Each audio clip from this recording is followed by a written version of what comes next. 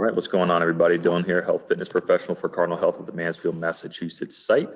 And today we're going to be talking about delayed onset muscle soreness, most commonly referred as DOMS, and what that is, how you can combat it, especially since we're on the start of the new year. More people are going to get into fitness, and this more so affects beginners rather than some more experienced people. But nonetheless, let's just hop right into it. So delayed onset muscle soreness is muscle pain or soreness that results after exercise, and that's the big key. If you're having muscle pain during exercise, it's a completely different story, and you definitely want to go to a doctor and see what the problem is.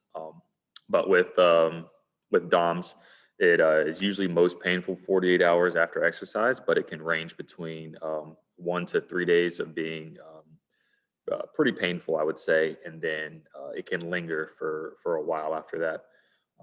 And what causes the pain is microscopic tears in the muscle, as well as your body ramping up its inflammation process to try and combat the microscopic tears.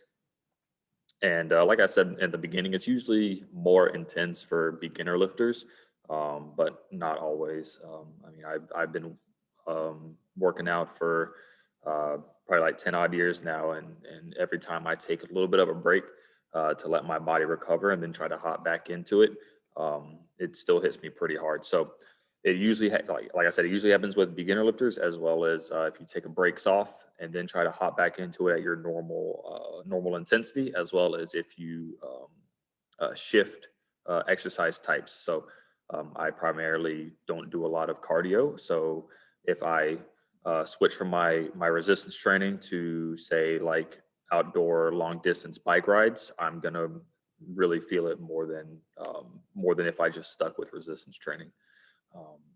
And then tying this into the next one, no pain, no gain is not always accurate. This actually ties into the first topic. You don't want to be hurting going through a workout, but you do want to kind of feel this soreness. It means that your body is breaking down the muscle so you can build it back up with your diet and sleep. And going into that, like, the only treatment is just giving it time. You can ice for some of the inflammation and the swelling to go down, but you're not going to see too much of a pain decrease. Whoop, light's going off. You're not going to see too much of a pain decrease until like I said, 3 or more days afterwards. And that's about all that I had today. I want to thank you guys for your time, and I will see you next week. Have a good one, everybody.